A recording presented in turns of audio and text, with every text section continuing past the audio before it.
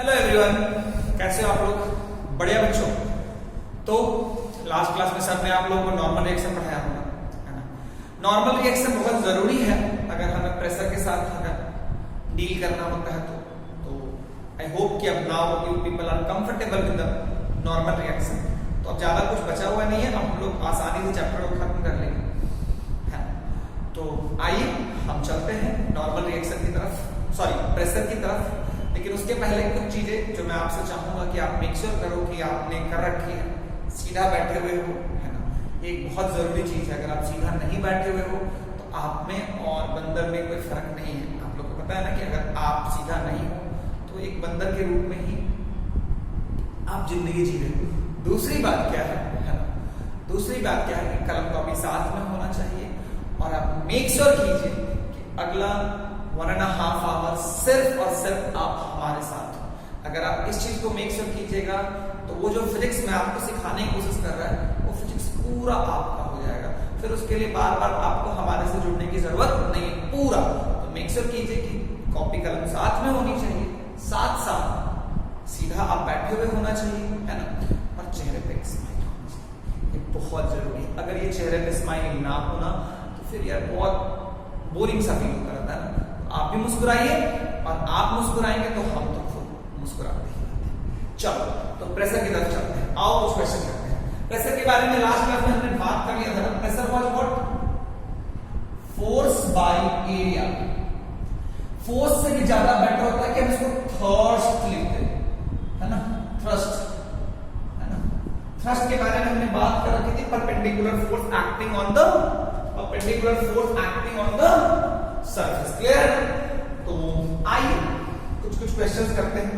Last class में कुछ question किए थे, तो आइए मान लेते हैं कि हम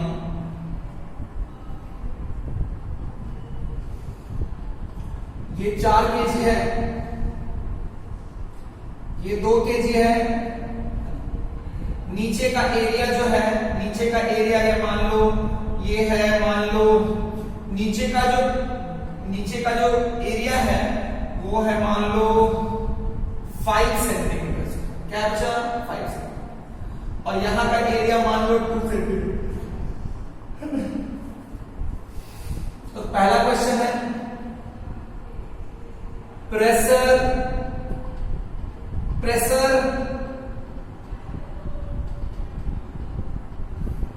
ऑन द सरफेस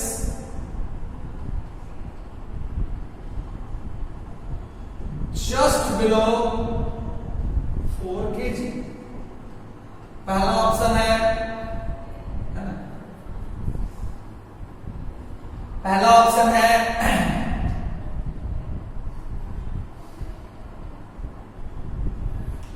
इतना पास्कल। दूसरा ऑप्शन है इतना पास्कल। तीसरा ऑप्शन है इतना पास्कल। और चौथा ऑप्शन है नन ऑफ दीज। बनाइए, बढ़िया सोचिए और बनाइए। क्लियर है बच्चों? क्लियर है बच्चों? तो पहले आप वीडियो को पॉज करके खुद से बना लीजिए, फिर सॉल्यूशन देखिएगा। तो ध्यान से देखो, तो जिस सरफेस पे प्रेशर निकालना है उस पे नॉर्मल रिएक्शन कौन लगाना है? मान लो ये 4 kg के बिलो का सरफेस है, ये N। Who is applying this N? Question है, एक और क्वेश्चन करो, who is applying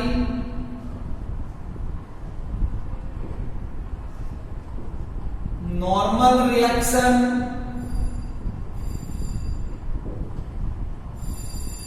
on the surface just below 4 kg? Option A, who is applying normal reaction on the surface just below 4 kg? पहला है 4 kg block,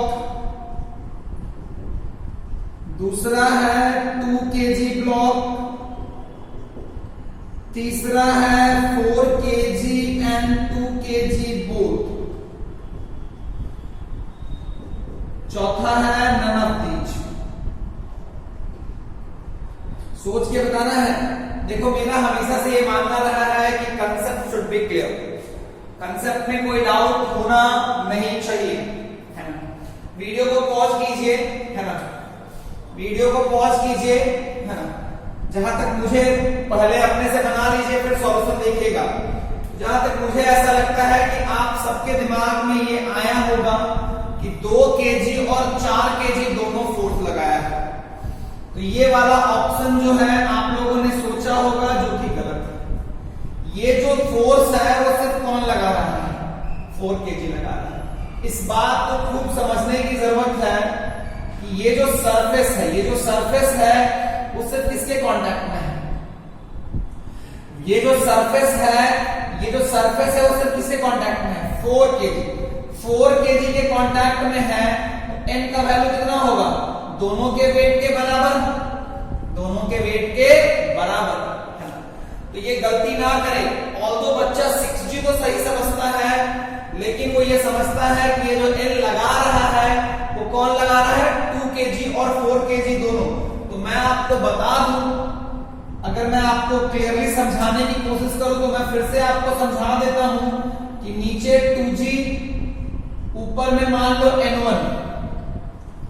फिर अगर इसकी बात करोगे तो इस पे N1 ऊपर से, नीचे से 4G और यहां से N और फिर ये N।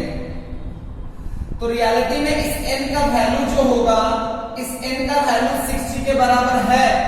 इस ये और ये एक्शन रिएक्शन है ना, 4 केजी पे सरफेस लगाएगा, नीचे वाला सरफेस, और 4 केजी सरफेस पे लगाएगा।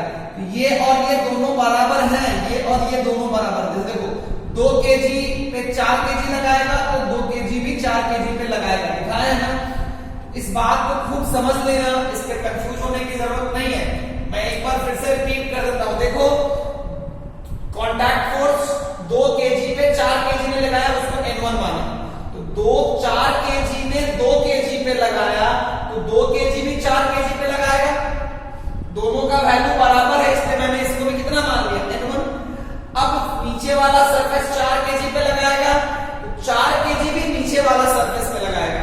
नीचे वाला सरफेस का 2 केजी से कोई इंटरेक्शन नहीं है, ऑल्दो इस N का वैल्यू 6G है, क्योंकि 4G पे, क्योंकि 4 केजी पे एक ऊपर से और फोर्स लग रहा है, जो कौन लगा रहा है? 2 केजी लगा रहा है। कौन लगा रहा है बच्चा?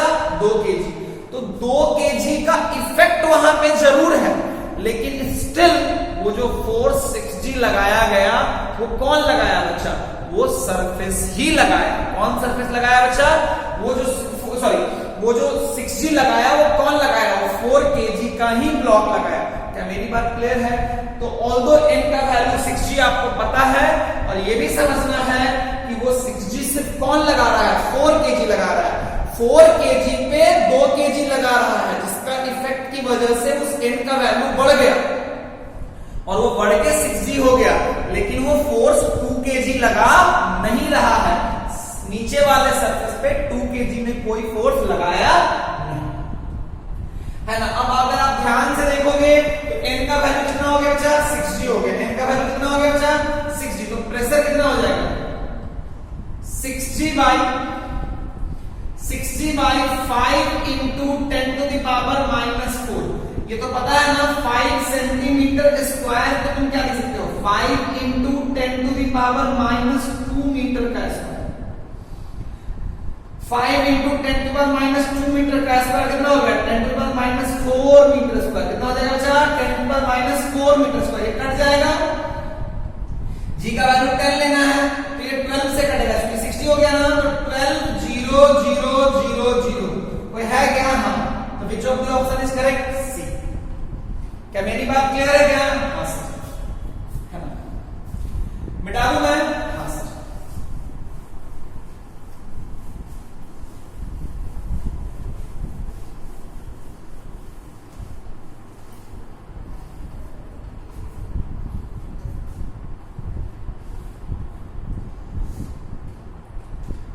तीन केस है। पहला केस, एक आदमी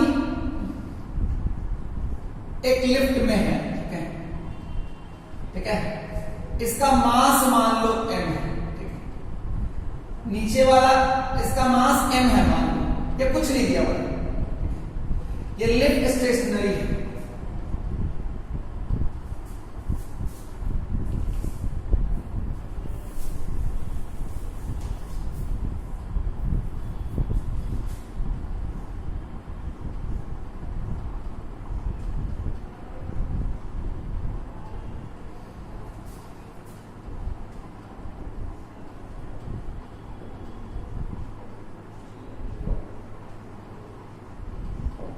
पहला केस है लिफ्टिंग स्टेशनरी, दूसरा केस में यही आदमी है ना v मीटर पर सेकंड से ऊपर जा रहा है, कांस्टेंट वेलोसिटी। तीसरा केस में ये v मीटर पर सेकंड से नीचे आ रहा है ना। तो ये केस ए है, ये 1 है, ये 2 है,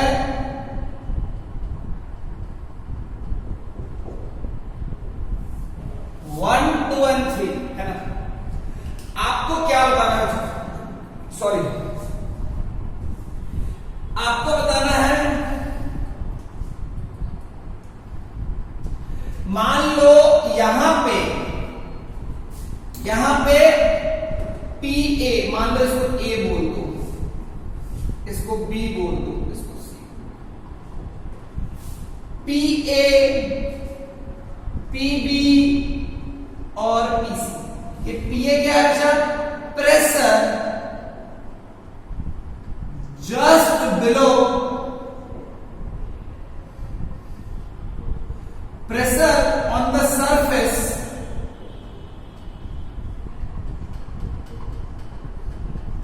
just below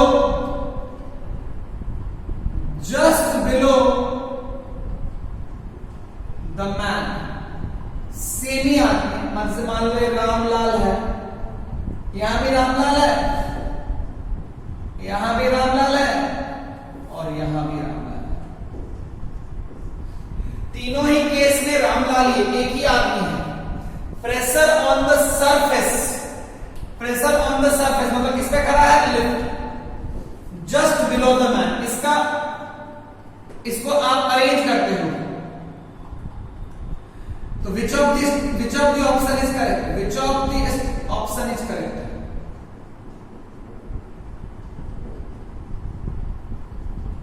पहला है PA is equal to PB equal to PC, दूसरा है PA is less than PC is less than PB, तीसरा है PC से PA बड़ा और फिर वो PB से बड़ा, PB सबसे बड़ा, और D जो है वो नन ऑफ दीज है। A B C D है ना। आपको बताना है which of the option is correct, which of the option is correct, बताओ। तो वीडियो को पॉज कर लो तो देखोगे, अगर तुम ध्यान से देखोगे तो इस केस में क्या होगा? वो स्टेशनरी है, अगर वो स्टेशनरी होगा तो n किसके बराबर होगा? वेट ऑफ मैन के। तो प्रेशर क्या हो गया? W/A। अगर वो कांस्टेंट वेलोसिटी से ऊपर जा रहा है तो ये एंडेस क्या होगा? ध्यान से देखोगे कि इस सरफेस पे मान लो मैन, ये फोर्स कौन लगा रहा है? मैन। ये फोर्स कौन लगा रहा है? मैन। लेकिन मैन क्या है? रुका हुआ है, तो रुका हुआ होगा तो n का वैल्यू किसके बराबर होगा? वेट ऑफ द, n का वैल्यू, ये फोर्स लगा रहा है मैन, तो अगर ये फोर्स मैन लगा रहा है और मैन रुका हुआ है तो n का वैल्यू किसके बराबर हो जाएगा? इस केस में देखोगे तो मैन क्या है? रियलिटी में अगर तुम ध्यान से देखोगे तो मैन ने इंडेक्स लगाया तो सरफेस भी मैन पे क्या लगाएगा, एन डैश, और साथ साथ एक डब्ल्यू होगा। रियलिटी में हम इसको लिखेंगे नेट फोर्स क्या होगा, अभी भी N dash minus W equal to क्या होगा, 0। वो कांस्टेंट वेलोसिटी से जा रहा है, इसलिए एक्सेलरेशन 0 हो गया। एक्सेलरेशन 0 है तो भी वो इक्विलिब्रियम में है, तो एन डैश का वैल्यू क्या हो गया, डब्ल्यू। सिमिलरली यहां पे भी मान लो अगर वो एन डबल डैश लगाया, एन डबल डैश का वैल्यू क्या हो गया, डब्ल्यू। तो इस केस में भी पीबी क्या हो जाएगा, पीबी हो जाएगा डब्ल्यू बाई ए, क्योंकि वही आदमी है। पीसीबी क्या हो जाएगा, डब्ल्यू बाई ए। तो तीनों ही केस में प्रेशर बराबर है, ऊपर जाओ नीचे जाओ रुके रहो, तीनों ही केस में प्रेशर जो है वो सेम है कि अलग अलग है, सेम है। प्रेशर सेम है, अलग अलग है, सेम है। Which of the option is correct, A. Which of the option is correct, A. कोई प्रॉब्लम नहीं है। क्या मेरी बात समझ में आ गई बच्चों, हाँ सर। मिटा दूं मैं, हाँ सर। चलो क्वेश्चन वही है, लेकिन इस केस में इसमें ये क्या हो गया, डेटा खाली चेंज करना है। ये a है, a मीटर पर सेकंड स्क्वायर हो गया, ये मीटर पर सेकंड स्क्वायर हो गया, है ना। तो सॉल्यूशन जो है वो स्टेशनरी ही है, ये स्टेशनरी ही है। अब बताओ कौन सा ऑप्शन सही है। ये स्टेशनरी है, वो a मीटर पर सेकंड स्क्वायर से ऊपर जा रहा है, उस केस में वो a मीटर पर सेकंड स्क्वायर, मतलब ये एक्सेलरेट कर रहा है। क्या कर रहा है बच्चा, इस केस में स्टेशनरी है, इस केस में स्टेशनरी है, ये इसमें एक्सेलरेट कर रहा है a मीटर पर सेकंड स्क्वायर, इसमें एक्सेलरेट कर रहा है a मीटर पर सेकंड स्क्वायर डाउनवर्ड। क्या मेरी बात क्लियर है क्या, अरे हाँ ना बोलो, हाँ सर। कोई प्रॉब्लम है क्या, ना सर। सॉल्यूशन देखना चाहोगे क्या, हाँ सर। तो वीडियो को पॉज कर लिया हो क्या, हाँ सर। क्या खुद से बना लिया हो क्या, ना सर। तो कदा पहले बनाओ ना, चंपकलाल साहब पहले खुद से बनाओ, पहले खुद से बनाओगे ना बच्चों, उसके बाद ना मेरा सॉल्यूशन देखोगे। सर पहले देखेंगे, एक लपड़ मारेंगे खींच के, पहले खुद से बनाओ, हाँ सर। ठीक है, तो पहले बना लिए, हाँ सर। आओ तो फिर चलते हैं। इस केस में रुका हुआ है, तो इस सरफेस पे, कौन, लिफ्ट के सरफेस पे, इसी सरफेस पे ना, इसी पे ना प्रेशर निकालना है। मान लो मैन ने कितना फोर्स लगा दिया, एन। अगर ये स्टेशनरी होता है, मैन स्टेशनरी है, एन का वैल्यू क्या हो गया, डब्ल्यू के बराबर। यहां पे भी क्या होगा, इस जगह पे फोर्स कौन लगाएगा, मैन। मान लो वो एन डैश हो गया, वो एन डैश हो गया, तो प्रेशर क्या हो गया यहाँ पे, डब्ल्यू बाई ए। इस केस में देखोगे तो प्रेशर क्या हो जाएगा, एन डैश बाई ए। ये एन डैश कौन लगा रहा है, मैन। तो इस एन डैश का वैल्यू तो ऐसे निकलेगा नहीं। ये एन डैश अगर निकालना है तो मैन को ऑब्जर्व करना पड़ेगा। मैन को ध्यान से देखो तो मैन पे एक फोर्स तो अर्थ ने लगाया जो डब्ल्यू के बराबर है, हाँ सर। दूसरा फोर्स सरफेस ने लगाया होगा जो एन डैश के बराबर है। सरफेस और मैन दोनों एक दूसरे पे इक्वल एंड अपोजिट, तो ये भी एन डैश, तो ये भी एन डैश। इसके लिए आपको पता है कि ये इक्विलिब्रियम में है क्या, नहीं, ये इक्विलिब्रियम में नहीं है। ये क्या कर रहा है, एक्सेलरेट कर रहा है। अगर ये एक्सेलरेट कर रहा है तो नेट फोर्स क्या लगा सकते हो, एफ नेट इक्वल टू क्या करोगे, एम इन। तो N dash plus minus W equal to M into plus A. N dash का वैल्यू क्या हो गया, एम ए प्लस डब्ल्यू। तो क्या हो गया, एन डैश वही रहा है, बढ़ गया, डब्ल्यू ही रहा है, बढ़ गया, बढ़ गया। इस केस में बात करो तो मान लो ये कितना लगा दिया, मैन ने कितना लगा दिया, एन डबल डैश। इस एन डबल डैश का वैल्यू सरफेस पे जो मैन लगा रहा है, मेरी बात समझना, सरफेस पे जो मैन लगा रहा है, मैन पे भी सरफेस उतना ही लगाएगा। लेकिन अगर इस एन डबल डैश का वैल्यू निकालना होगा तो मैन पे क्या लगाना होगा, न्यूटन सेकेंड लॉ। तो मैन पे एक और फोर्स लगा, मैन पे टोटल फोर्स निकालना है। इस एन डबल डैश का अगर वैल्यू निकालना है तो एक इक्वेशन जानते हैं, net force equal to mass into acceleration. तो वो जो नेट फोर्स है उसके लिए तो बाकी सारे भी फोर्स चाहिए, हाँ सर। इसीलिए हम लोग n double dash plus minus W equal to, मैंने ऊपर को पॉजिटिव माना है, किधर को पॉजिटिव माना है, ऊपर को, n इंटू a को क्या लिखोगे, प्लस a या माइनस a, एक्सेलरेट किधर कर रहा है, ऊपर के नीचे, नीचे, n double dash equal to minus of ma plus w। तो पीबी कितना हो जाएगा, पीबी जो हो जाएगा वो ma plus w by a, PC क्या हो जाएगा, w minus ma by a। तो एक केस में नॉर्मल रिएक्शन का वैल्यू w से बढ़ जाता है, अगर एक्सेलरेट ऊपर कर रहा है तो नॉर्मल रिएक्शन का वैल्यू w से बढ़ गया, एक्सेलरेट नीचे कर रहा है तो नॉर्मल रिएक्शन का वैल्यू घट गया, तो पीसी क्या हो गया, सबसे कम, क्योंकि देखो नॉर्मल रिएक्शन सबसे ज्यादा बी में, फिर ए में, फिर सी में, ध्यान से देखो तो बी ए सी।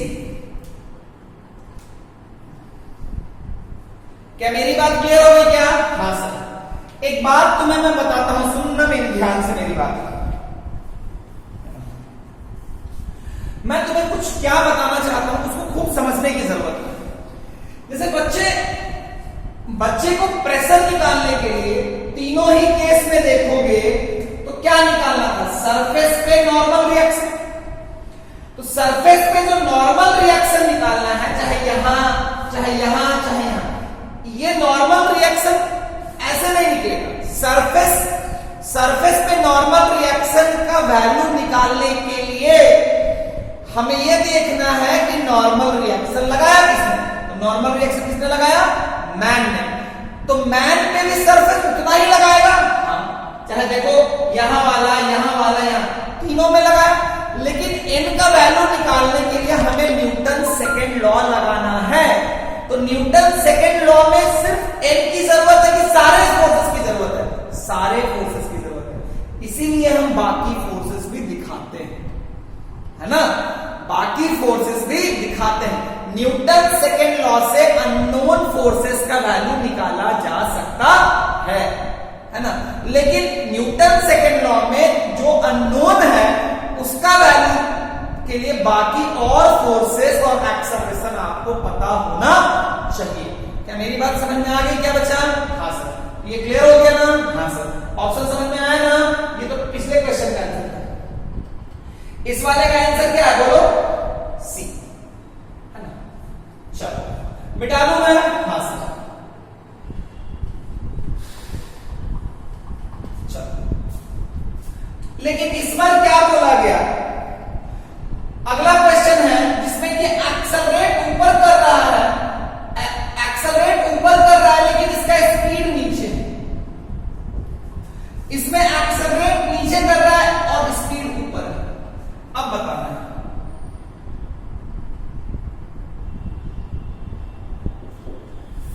इसमें एक्सेलरेट ऊपर कर रहा है लेकिन स्पीड नीचे है, एक्सेलरेशन का डायरेक्शन किधर है, एक्सेलरेशन का डायरेक्शन किधर है, ऊपर या नीचे, तो एक्सेलरेशन का डायरेक्शन सेकंड वाले में ऊपर है और थर्ड वाले में नीचे है, लेकिन जिसमें ऊपर है उसमें स्पीड किधर है, नीचे, मतलब एक्चुअली में लिफ्ट आ रहा नीचे है और दूसरे वाले में लिफ्ट जा रहा ऊपर है। क्या आंसर वही रहेगा या चेंज कर जाएगा, क्या आंसर सी ही रहेगा या चेंज कर जाएगा, बताओ, खैर आप लोग बताओ क्या होगा, आप लोग बताओ, वीडियो को पॉज करके पहले खुद बना लो फिर बात करेंगे, है ना, पहले वीडियो को पॉज करके पहले खुद बना लो फिर बात करेंगे। तो देखो बच्चों, मैं तुम्हें समझाता हूं, सिखाता हूं, समझ में आ जाए तो देखो, यहां पे अगर इसकी बात करोगे, अगर इसकी बात करोगे, इस लिफ्ट पे n का वैल्यू अभी भी w ही होगा। रियलिटी में एक बात बताओ, इस इंडेक्स का वैल्यू को निकालने के लिए, इस इंडेक्स के वैल्यू को निकालने के लिए हमने किस पे फोर्सेस दिखाया, मैन पे, क्योंकि सरफेस पे मैन ने नीचे लगाया तो सरफेस ने ऊपर लगाया, लेकिन इसका वैल्यू कैलकुलेट करने के लिए हमें सिर्फ इंडेक्स नहीं बाकी फोर्सेस भी चाहिए, क्योंकि सेकेंड लॉ में नेट फोर्स चाहिए तो W निकाल, न्यूटन सेकेंड लॉ अप्लाई करने के लिए टोटल फोर्स चाहिए, तो इस बॉडी पे एंडेस भी लगा W भी लगा, एंडेस भी लगा W भी लगा। अब अगर ध्यान से देखोगे तो एक बात पूछता हूं, क्या न्यूटन सेकेंड लॉ में वेलोसिटी मैटर करती है? क्या वेलोसिटी मैटर करती है या एक्सेलरेशन मैटर करती है? तो इस वाले में हाँ, ये अलग की बात है कि एक्सेलरेशन ऊपर है, वेलोसिटी नीचे है। इसका मतलब हम नीचे आ रहे हैं, हम आ जरूर नीचे रहे हैं, लेकिन मेरा स्पीड क्या है? घट रहा है। इसमें क्या है, हम ऊपर जा जरूर रहे हैं, लेकिन मेरा स्पीड क्या हो रहा है? घट रहा है। लेकिन मैं बताता हूं, न्यूटन सेकेंड लॉ में हमें स्पीड का डायरेक्शन देखना होता है या सिर्फ एक्सेलरेशन का? सिर्फ एक्सेलरेशन का। स्पीड कैसे है उससे कोई फर्क पड़ता नहीं है, स्पीड कैसे है उससे कोई फर्क पड़ता नहीं है। तो अल्टीमेटली मेरे आंसर में कोई चेंज नहीं होगा, क्योंकि मैंने जो n यहां पे हम अभी भी वैसे ही एक्सेलरेशन लगाएंगे, क्योंकि एक्सेलरेशन का डायरेक्शन मैंने चेंज नहीं किया था, मैंने एक्सेलरेशन का डायरेक्शन चेंज नहीं किया था, है ना। मैं तुम लोगों को फिर से रिपीट करता हूं कि जब भी न्यूटन सेकेंड लॉ की बात करोगे तो you will not be concerned about the direction of velocity, you will only be focused regarding direction of acceleration. Now, even if the direction of velocity is given, you will simply ignore it, because when you are applying Newton's second law, you have to just think about you have to just use the direction of acceleration. In previous question, जो मैंने इससे पहले question दिया था, उसमें मैंने तो velocity दिया नहीं था और आपने पूछा भी नहीं था। अब अगर मैंने दे दिया, तो जब पिछला क्वेश्चन में वेलोसिटी नहीं दिया था, जरूरत नहीं पड़ा था, तो फिर इस क्वेश्चन में दे दूंगा तो क्या जरूरत पड़ेगी? क्या नहीं बच्चों, है ना। तो ये मैंने इसलिए दिया क्योंकि आप सबके अंदर भ्रम है, दरिंदगी है। तो वो जो दरिंदगी है, भ्रम है, जो आपने उल्टे पुल्टे कॉन्सेप्ट लेके बना लिए हैं, उसको तो दूर करना जरूरी है। उसी के लिए मैंने ये दिया। जरूर बच्चे कंफ्यूज हो गए होंगे, आप सब कंफ्यूज हो गए होंगे, लेकिन इस चीज को मेक श्योर कर लीजिए कि अब कंफ्यूज नहीं होना है। न्यूटन सेकेंड लॉ लगाते समय एक्सेलरेशन छोड़ के और किसी चीज की बात नहीं करनी है। क्या आप करोगे? नहीं करना, नहीं करना, नहीं करना। क्लियर है क्या? एक बच्चा मुझसे पूछ रहा है, सर ये बार बार आप न्यूटन सेकेंड लॉ क्यों यूज करते हैं?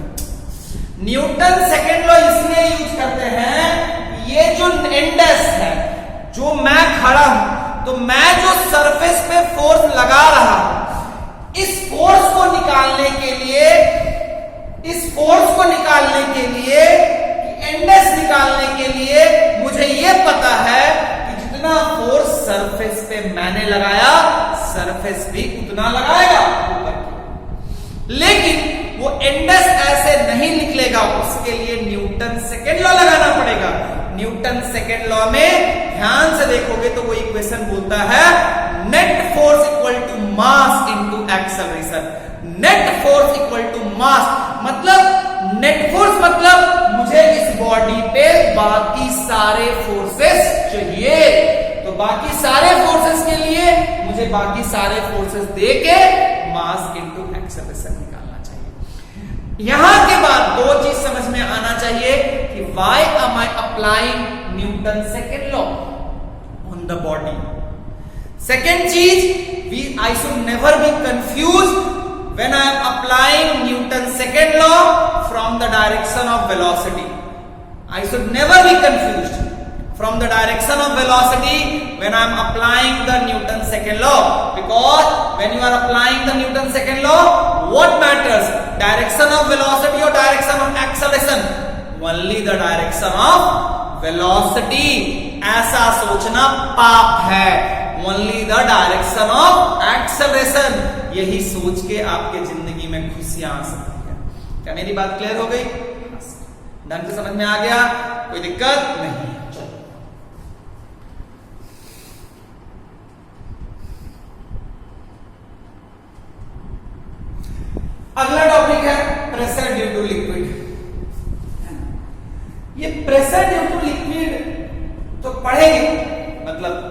लिक्विड भी प्रेशर एक्सर्ट करती है। क्यों भाई? लिक्विड भी फोर्स लगाएगी, तो अगर फोर्स लगाएगी तो प्रेशर तो एक्सर्ट।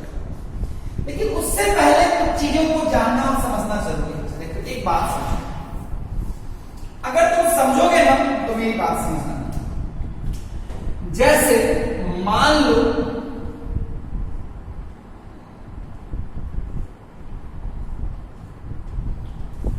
लिक्विड का जो मॉलिक्यूल होता है, मान लो यहां पे मैंने पानी ले लिया,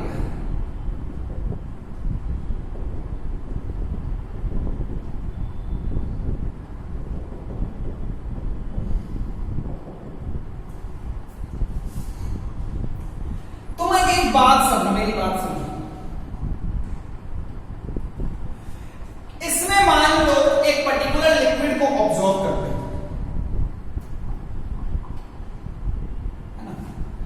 इस लिक्विड को अगर मैं ऑब्जर्व करूं, देखो मैंने उसको ब्लैक से दिखाया है, तो मैं एक चीज समझू, जैसे कि तुम अगर एक चीज समझो,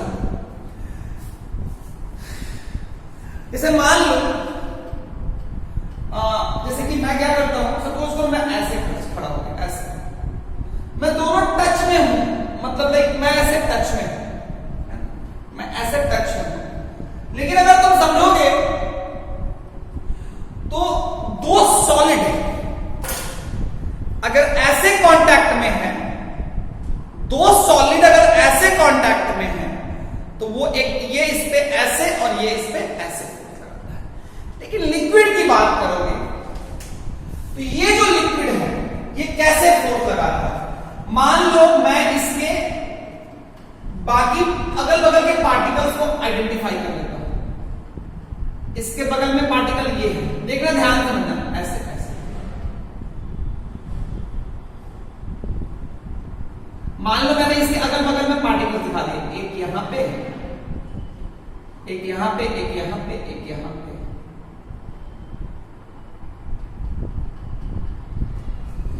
मैंने इसके चारों ओर एक लिक्विड दिखाया और इसके चारों ओर इतने सारे पार्टिकल।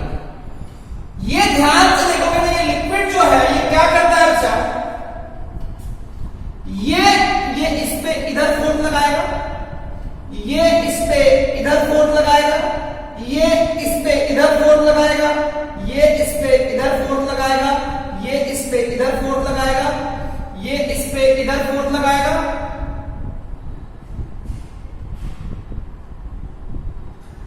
ये इस पे इधर फोर्स लगाएगा और ये इस पे ऐसे फोर्स लगाएगा। मतलब लिक्विड अपने चारों ओर अगर ध्यान से देखोगे तो ये लिक्विड के चारों ओर ऐसे ऐसे, मतलब वो चारों ओर ध्यान से देखोगे तो वो अपने चारों ओर हर डायरेक्शन में फोर्स लगाएगा।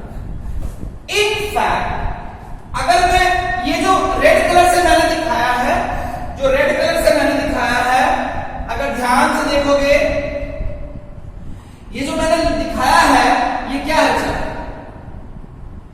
Force due to liquid on surrounding particle.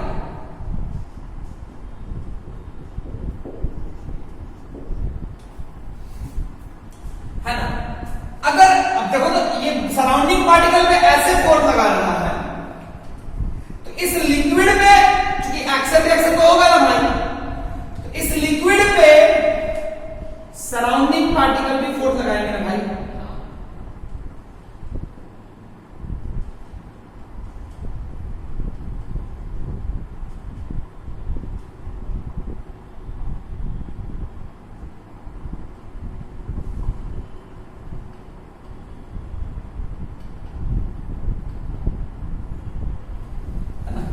ये क्या अच्छा?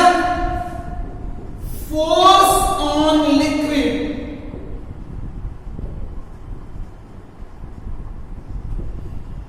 Due to surrounding particle.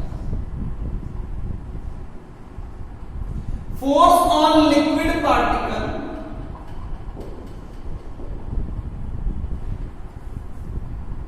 Force on liquid particle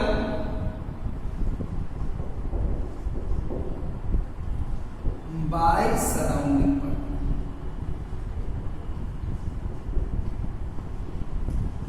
वो अपने चारों ओर से फोर्स फील करता है, वो अपने चारों ओर से फोर्स फील करता है। इसीलिए अगर तुम ध्यान से देखोगे तो अगर आप लिक्विड को रखते हो, मान लो आप एक काम करो,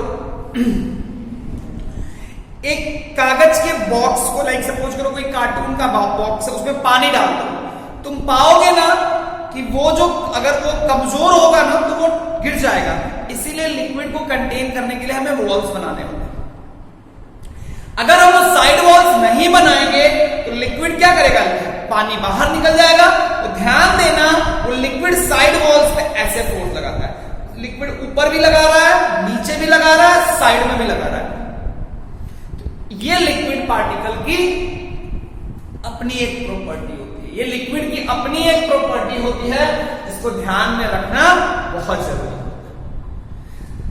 अगर सॉलिड ऐसे टच में है तो ये ऐसे और ये ऐसे लगाएगा, लेकिन लिक्विड के चारों ओर जितना पार्टिकल है वो सब लिक्विड पे फोर्स लगा रहे हैं, और वो लिक्विड भी सब पे फोर्स लगा रहा है। वो मैंने आपको क्लियरली दिखाया है।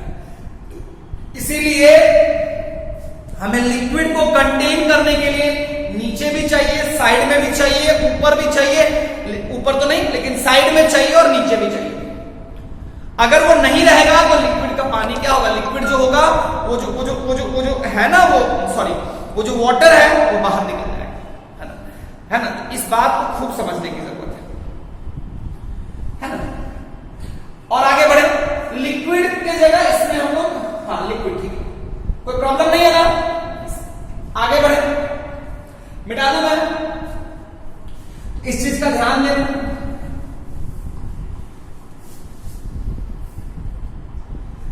अब जैसे मान लो एक कंटेनर है,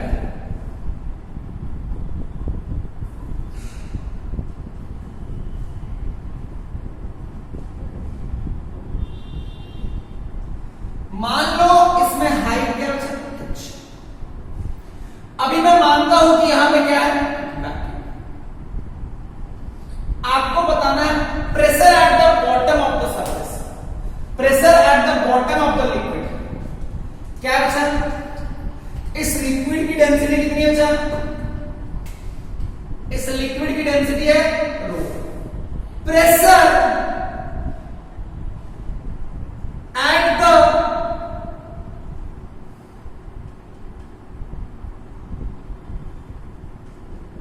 बॉटम ऑफ द लिक्विड, पहला है रो GH, दूसरा है रो G प्लस H, तीसरा है रो H प्लस G, और चौथा है नतीज।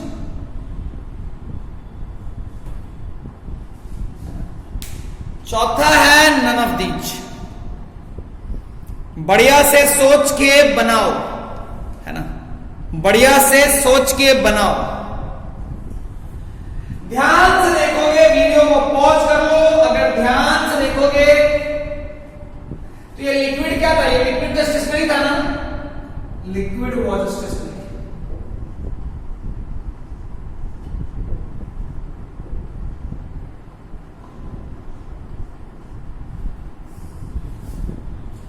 ध्यान से देखोगे तो बॉटम पे फोर्स कौन लगाया है, इस बॉटम पे container, pressure at the bottom of the container, ज्यादा बढ़िया लगेगा।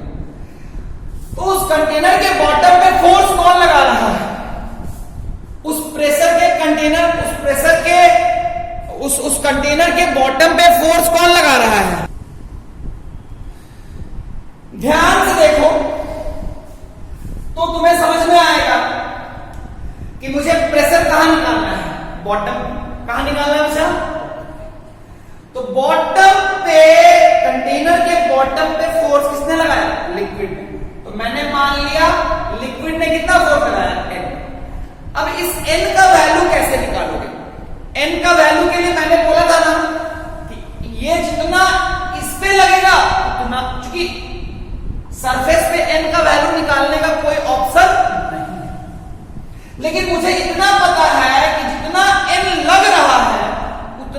एन किस पे लगा होगा? लिक्विड पे। तो मैंने लिक्विड पे फोर्स दिखाया एन। लिक्विड पे एन का वैल्यू निकालने के लिए हमें न्यूटन या तो फर्स्ट लॉ लगाना होगा या न्यूटन सेकंड लॉ लगाना होगा। क्योंकि इक्विलिब्रियम में है तो फर्स्ट लॉ से भी न्यूटन नेट फोर्स क्या होगा? जीरो। और इक्विलिब्रियम में है तो सेकंड लॉ से भी एक्सेलरेशन जीरो करोगे तो नेट फोर्स क्या हो जाएगा? जीरो। ये बात तो समझ में आई। अब अगर ध्यान से देखोगे तो न्यूटन सेकंड लॉ में नेट फोर्स की बात होती है तो बाकी सारे फोर्सेस भी चाहिए। और फोर्स कौन लग रहा था? तो वेट। वो कौन लगा रहा था? अर्थ। अरे वो कौन लगा रहा था? अर्थ। तो अर्थ ने कितना फोर्स लगा दिया? अर्थ ने जो फोर्स लगाया वो